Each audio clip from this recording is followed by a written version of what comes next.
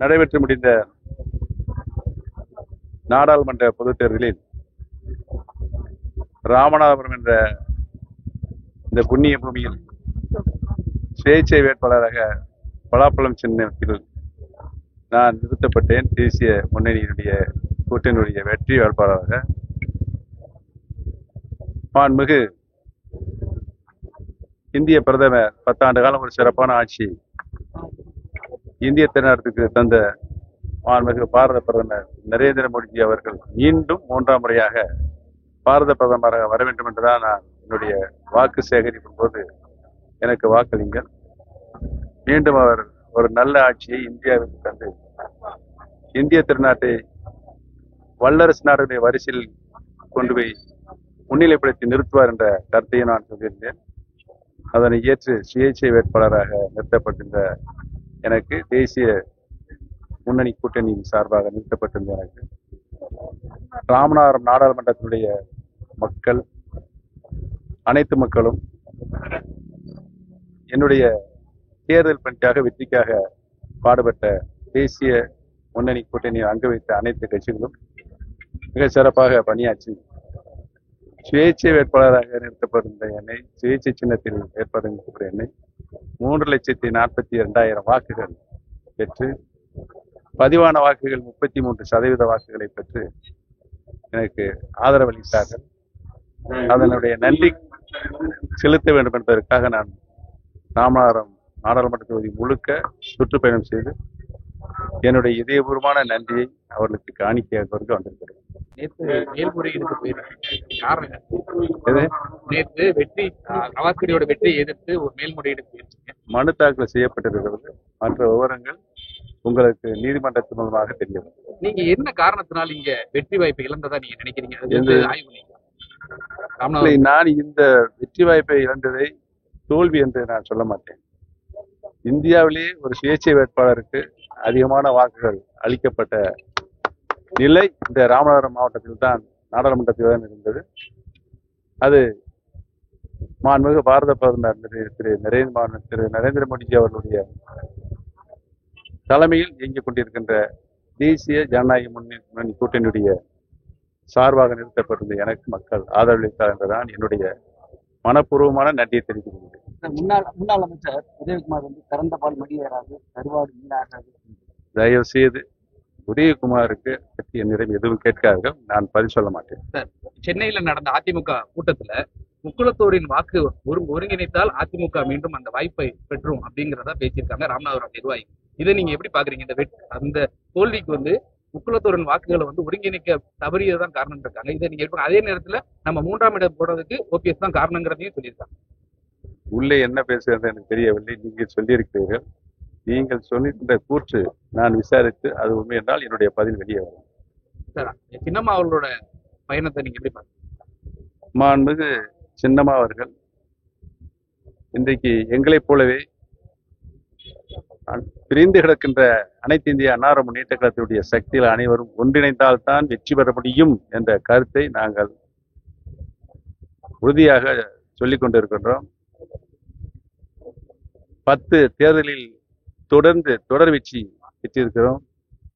இந்த வெற்றிக்கு மாற்றாக என்னென்ன காரணங்கள், இந்த வெற்றிக்கு காரணங்கள், தோல்விக்கு காரணங்கள், உரிய காரணங்கள் என்ன என்பது நாட்டு மக்களுக்கும் கழகத்தினுடைய தொண்டர்களுக்கும், இந்த இயக்கத்தை தொண்டர்கள் இயக்கமாக புரட்சித் தலைவர் எம்ஜிஆர் அவர்கள் தொடங்கினார்கள்.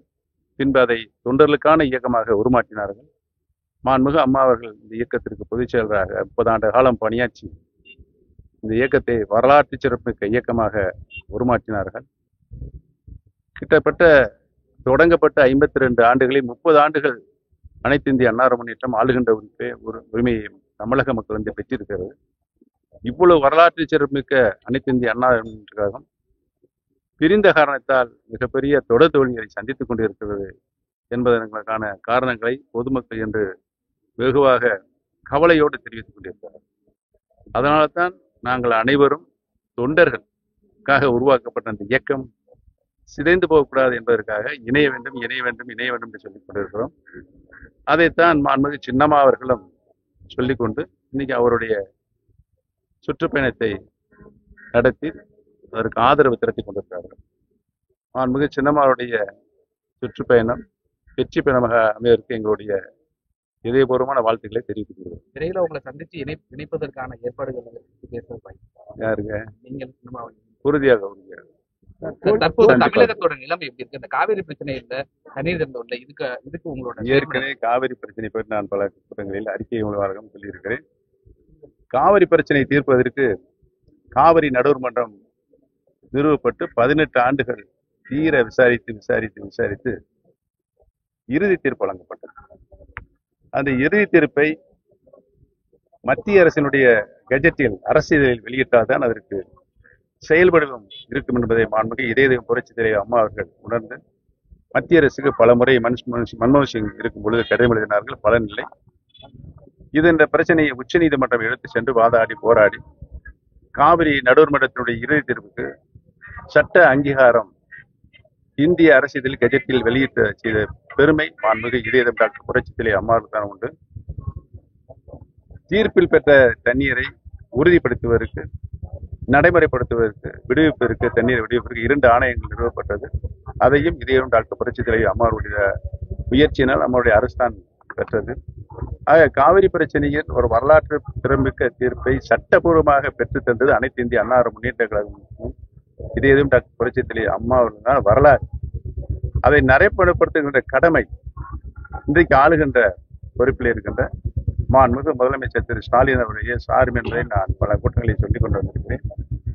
அவர் என்னென்று சொன்னால், அவர் இந்தியா கூட்டணியில் இருக்கிறார். கர்நாடகத்தில் ஆளுகின்ற அரசு காங்கிரஸ் தலைமையிலான அரசு. இவருடைய செல்வாக்கை அங்கு பயன்படுத்தி அவர்களை வழிக்கு கொண்டு வந்தால் உறுதியாக காவிரி நீதி மாதாந்திர அடிப்படையில் சட்டப்படி நமக்கு அளிக்கப்பட்ட தீர்ப்பின் அடிப்படையில் கிடைக்கிற ஒரு நல்ல நிலை ஏற்படும். அதற்கு நம்முடைய தமிழக முதலமைச்சர் திரு ஸ்டாலின் அவர் தான் தீவிர முயற்சி எடுக்க வேண்டும் என்பது. மீண்டும் இது நீதிமன்றத்துக்கு சென்றால் தொடர்கதையாக தான் அது போய்கொண்டிருக்கும். நமக்கு வேண்டிய நீர் கிடைக்காது இந்த சூழ்நிலை உருவாகும். தமிழகத்தில் இது மாதிரியான சட்ட ஒழுங்கு பிரச்சனை நிறைய இருக்கு. இது சம்பந்தமா ஆளுநர் கண்டிக்கிறீங்க? ஏற்கனவே பல முறை அறிக்கையின் வாயிலாக அரசுக்கு நான் கடும் கண்டனத்தை தெரிவித்திருக்கிறேன். சாதாரண மனிதன் கூட சுதந்திரமாக செயல்பட முடியாத ஒரு சூழல் இருக்கிறது. கள்ளச்சாராயம், விஷச்சாராயம், போதைப் பொருள், அதுவும் கல்லூரி பள்ளிக்கூடங்களின் அருகில் சாக்லேட்டின் வடிவில் போதைப் பொருள் இருக்கின்ற ஒரு அவல சூழ்நிலை இன்றைக்கு தமிழகத்தில் இருக்கிறது. இதை தடுத்து நிறுத்த வேண்டும். எதிர்காலத்தில் வருகின்ற இந்த இளைய சமுதாயத்துக்கு ஒரு கேள்விக்குறியாக இன்றைக்கு சட்டம் ஒழுங்கு கெட்டு கிடக்கிறது என்பதை தெரிவித்துள்ளது. தோல்வி குறித்து எடப்பாடி பழனிசாமி கட்சி நிர்வாகிகள் ஆலோசித்து வராரு. இதன் பிறகு கட்சியை அவர் வலுப்படுத்துவாரா? அவரிடம் கேட்க வேண்டியதை என்னிடம் கேட்டால் எப்படி நான் கட்சி நிர்வாகிகள் ஆலோசித்து சார், முதல் தோல்வி ஏற்பட்ட போதே நானும் அவரும் ஒன்றாகத்தான் இருந்தோம். அப்பொழுதே நான் சொன்னேன், விலாவாரியாக ஒவ்வொரு மாவட்டமாக அழைத்து உண்மையான காரணங்களை, தோல்விக்குரிய உண்மையான காரணங்களை நாம் அறிந்து புரிந்து அதை நிவர்த்தி செய்ய வேண்டும் என்று சொன்னோம். கேட்கவில்லை. தொடர்ந்து புரட்சி தலைவராக இருந்தாலும் சரி, புரட்சி தலைவர் மாண்புமிகு அம்மாவாளர் தோல்வி ஏற்படும் ஒரு தேர்தலில், அடுத்த தேர்தலில் அதை தூக்கி நிறுத்தி வெற்றி பெறுவார்கள். அதுதான் அனைத்து இந்திய அண்ணா முன்னேற்ற கழகத்துடைய புரட்சி தலைவர் புரட்சி தலைவர் மாண்புமிகு அம்மாவுடைய வரலாறு. அந்த வரலாறு இன்றைக்கு இல்லை. அதற்கு காரணம் யார் என்பது உங்களுக்கு நன்றாக தெரியும். சார், அரசியல் கட்சி தலைவர்கள் தொடர்ந்து படுகொலை இருக்கு மதுரையில். ஒரு கேள்வியும் சொன்னீங்க, முடிஞ்சு சார். அதை நீங்க எப்படி பாக்குறீங்க சார்? தொடர்ச்சியா வந்து அதாவது அரசியல் கட்சி தலைவர்கள் சென்னை ஆகட்டும், மதுரை ஆகட்டும், அடுத்தடுத்து கொலைகள் நடந்துட்டு இருக்கு. அரசியல் தலைவர்களுக்கு பாதுகாப்பின்மையான சூழ்நிலை இருக்கா தமிழகத்துல? அரசியல் ரீதியான பிரச்சனைகளுக்கு கொலைதான் என்ற தீர்வு அகற்றப்பட வேண்டும், துடைத்து எரியப்பட வேண்டும். அதற்கென்று மக்கள் மன்றம் இருக்கின்றது, தேர்தல் இருக்கிறது, அதில் சேர்ந்து கொள்ள வேண்டும். இது மனித உயிர்களை பழி வாங்குவது என்பது தடுத்து நிறுத்தப்பட வேண்டும். அது அரசின் கையில் இருக்கிறது.